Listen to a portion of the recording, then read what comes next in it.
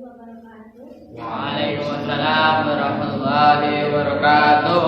Di sini saya akan menjelaskan tentang permasalahan dan akibat yang muncul dalam keberagaman masyarakat Indonesia. Nah, menurut Sujono Sukanto, masalah sosial merupakan sesuatu ketidaksesuaian antara unsur-unsur kebudayaan atau masyarakat yang membahayakan kehidupan masyarakat sosial. Contohnya, perbedaan kebudayaan antara agama Islam dan agama Hindu yang sering kita temui. Di dalam agama Hindu, jika ada orang yang meninggal, maka adat mereka mayat tersebut dikremasi, lalu mayatnya itu dibakar dan dihanyutkan ke sungai. Sedangkan di dalam agama kita dikuburkan lalu dibacakan takbir. Yang kedua, masalah sosial muncul akibat terjadinya perbedaan yang mencolok antara nilai dalam masyarakat dengan realita yang ada. Contohnya, dalam suatu pedesaan mengadakan agenda gotong royong dalam rangka membersihkan lingkungan. Namun, tidak semua masyarakat pasti mau menyetujuinya. Bahkan ada yang hanya ikut serta, bahkan ada yang tidak, hanya melihat saja. Yang ketiga, apabila kebutuhan tidak terpenuhi dalam masyarakat, salah satunya antara nilai dan realitanya tidak sesuai dengan kenyataan. Contohnya, kerusakan jalan yang tidak langsung ditangani oleh pemerintah sehingga menyebabkan percekcokan antara masyarakat. Nah, faktor penyebab terjadinya masalah sosial ada 4, yakni faktor ekonomi, faktor budaya, faktor biologis, dan faktor psikologis. Yang pertama, faktor ekonomi. Faktor ekonomi muncul karena tidak seimbangnya antara pendapatan dan pengeluaran. Sedangkan pengeluaran yang semakin banyak dan pendapatan yang semakin menipis, maka akan muncul faktor sosial. Contohnya sekarang, semuanya serba naik, BBM naik, bensin juga naik. Hal tersebut dapat menimbulkan faktor ekonomi. Terus yang kedua, tidak tercukupnya kebutuhan hidup. Akibatnya, banyak orang yang menghalalkan segala cara untuk mencukupi kebutuhannya.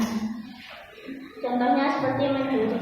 Mencuri adalah tindakan yang tidak sesuai dengan norma-norma agama. Contohnya lagi, meminta-minta. Padahal sabda Nabi, al-yadul awliya khairun minal yadis sufla. Tangan yang di atas itu lebih baik daripada tangan yang di bawah. Terus yang kedua ialah faktor budaya. Kebudayaan yang sudah dipengaruhi oleh teknologi serta budaya asing. Contohnya itu, kebanyakan di Indonesia sudah banyak menirukan gaya-gaya maupun model-model dari negara asing. Yang kedua ialah kebiasaan suatu negara dapat mencerminkan kebudayaan masyarakatnya. Dengan adanya kebiasaan tersebut akan mencerminkan negara tersebut. Sabda Nabi Shallallahu Alaihi Wasallam, "Man tashabbaha biqaumin fahuwa minhum." Barang siapa yang menyerupai suatu kaum, maka dia termasuk salah satu dari kaum tersebut. Terus cara mencegah supaya tidak mudah menyerap budaya asing ialah dengan mempelajari dan memperdalami pendidikan agama agar dapat mencegah dan menyadarkan serta menyaring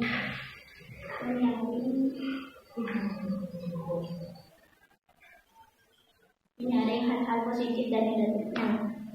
Yang ketiga ialah faktor biologis. Faktor biologis adalah ilmu pengetahuan yang menjelaskan tentang jasad manusia maupun hewan. Penyebabnya banyak sekali, yang salah satunya kekurangan gizi, penyakit menular, dan lain-lain. Contohnya penyakit menular seperti COVID-19, PMK, HIV maupun AIDS. Yang kedua, penyebabnya bisa disebabkan oleh kurangnya fasilitas kesehatan yang memadai, serta pemahaman-pengetahuan yang kurang, juga banyak yang terjadi penyakit. Solusinya, sekarang kita harus meningkatkan fasilitas-fasilitas kesehatan dengan memberikan pengetahuan kepada setiap masyarakat tentang pentingnya menjaga lingkungan dan kesehatan. Terus yang keempat ialah faktor psikologis. Faktor psikologis adalah faktor dari kejiwaan. Faktor ini dapat muncul jika kejiwaan seseorang sedang dalam bermasalah.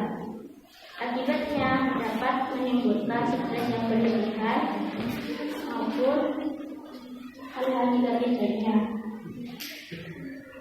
Dan faktor ini juga bisa diakibatkan karena beban hidup yang berat yang dirasakan oleh masyarakat, misalnya pekerjaan yang menumpuk sehingga dapat menimbulkan stres.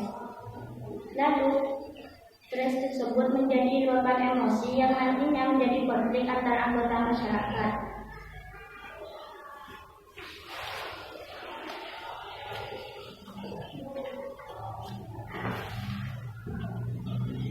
Unsur-unsur ini merupakan bagian dari sistem sosial budaya yang terdiri atas hal-hal berikut. Yang pertama, sistem agama. Sistem agama atau religi disebut juga kepercayaan. Istilah agama merujuk dari bahasa Sanskerta yang dapat diartikan sebagai sebuah kumpulan aturan yang dapat mengarahkan manusia dan arah dan tujuan tertentu yang baik dan benar. Dalam menjalankan ajaran agama, masyarakat memiliki ribuan beragam. Dalam menjalankan ajaran agama, masyarakat tentunya banyak memiliki upacara keagamaan seperti memperingati hari besar, peristiwa kelahiran, pernikahan, maupun kematian. Yang kedua, sistem kemasyarakatan dan organisasi atau ormas. Menurut Undang-Undang Nomor 17 2013, secara singkat, ormas adalah organisasi yang didirikan dan dibentuk oleh masyarakat secara sukarela berdasarkan kesamaan aspirasi, kepentingan, kegiatan, dan tujuan. Ormas memiliki peran yang sangat penting dalam mencapai cita-cita dan tujuan bangsa dengan berbagai karakter, visi, dan misinya masing-masing. Sampai di sini ada pertanyaan? Kalau tidak ada, baik saya tutup. Kurang lebihnya saya mohon maaf. Wassalamualaikum warahmatullahi wabarakatuh.